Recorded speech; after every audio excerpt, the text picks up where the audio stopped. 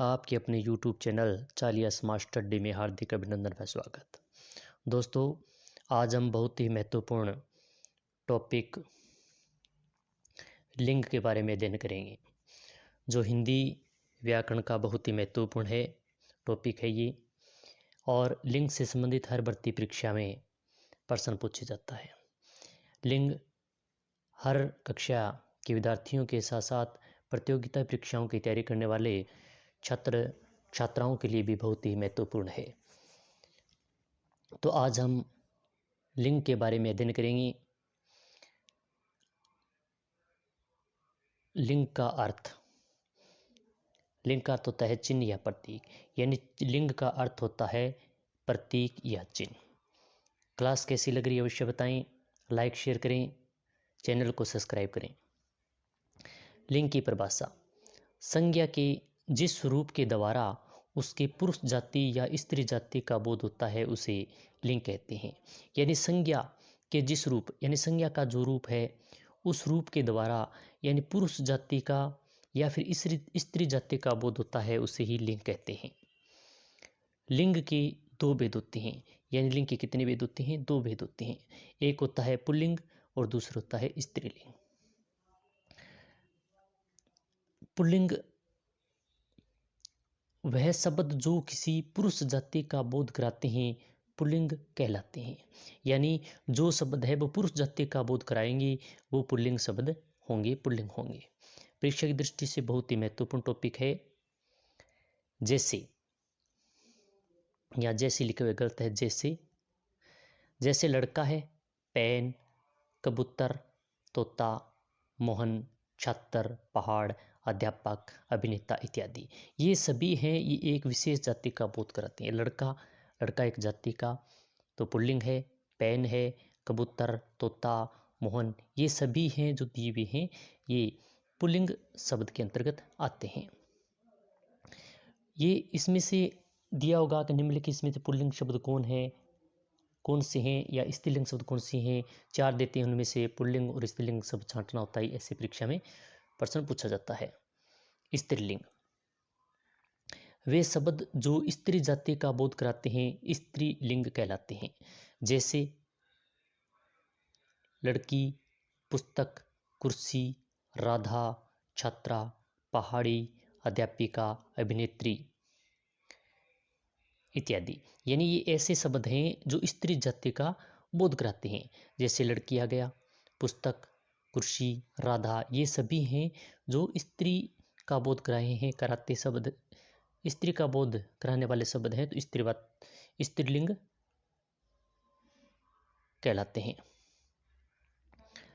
अब पुल्लिंग और स्त्रीलिंग की पहचान के विशेष नियम, ये बहुत ही महत्वपूर्ण है कि स्त्रीलिंग और पुल्लिंग की कैसे पहचान करें, इसके विशेष नियम क्या है। तो पहला है कि भाषा बोलियों के नाम स्त्रीलिंग होते हैं। यानी भाषा है या बोली है, इनके जो नाम होते हैं वो स्त्रीलिंग के अंतर्गत आते हैं। जैसे हिंदी है, हिंदी, अंग्रेजी, उर्दू, फारसी, पंजाबी, गुजराती, मराठी इत्यादि, ये सभी हैं जो स्त्रीलिंग का बोध कराते हैं। ऐसे हम अच्छा या अच्छी लगा कर भी देख सकते हैं। जैसे हिंदी अच्छी भाषा है, अच्छा नहीं है तो अच्छी आ गया तो स्त्रीलिंग हो गया। अंग्रेजी अच्छी है, उर्दू अच्छी है, फारसी भाषा अच्छी है। दूसरा नियम है कि तिथियों के नाम स्त्रीलिंग होते हैं।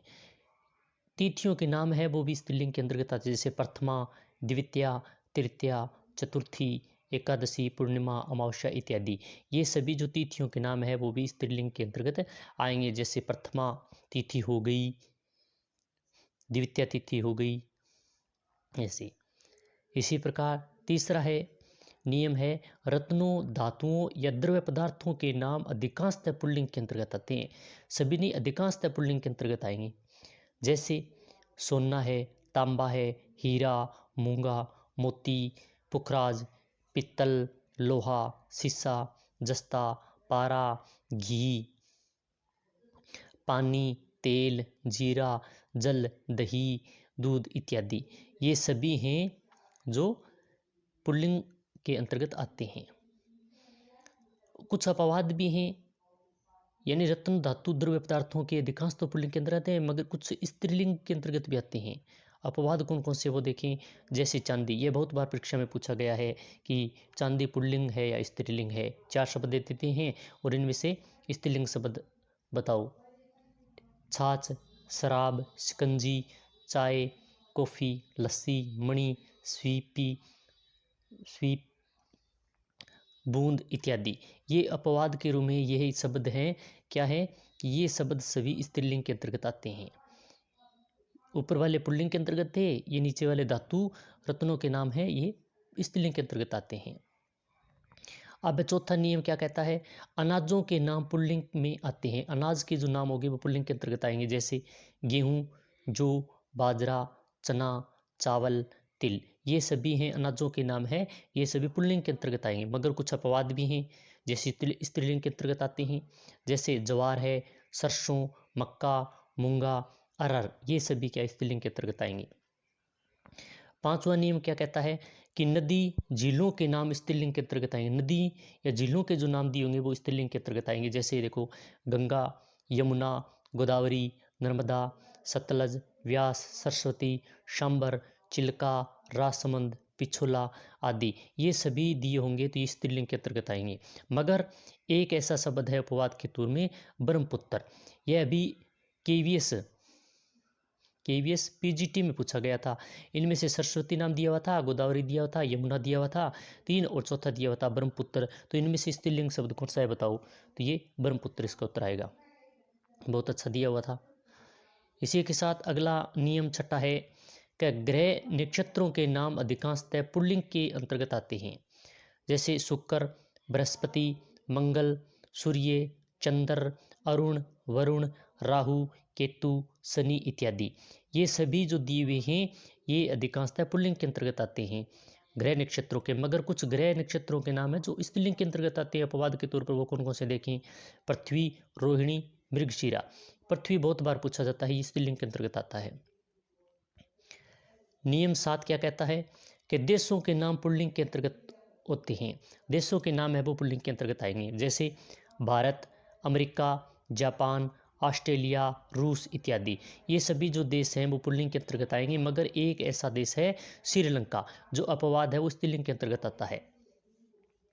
इसी प्रकार 8वां नियम क्या कहता है, शरीर के अंगों के अधिकांश नाम है जो पुल्लिंग के अंतर्गत आते हैं। शरीर के अंगों के नाम, जैसे सिर, माथा, मुँह, कान, मस्तिष्क, ललाट, दांत, होठ, कंठ, गला, हाथ, पैर, पेट, घुटना, टखना, अंगूठा, कंधा, नाखून, बाल इत्यादि, ये सभी जो दिए हुए हैं वे पुल्लिंग के अंतर्गत आते हैं। मगर कुछ अपवाद भी हैं।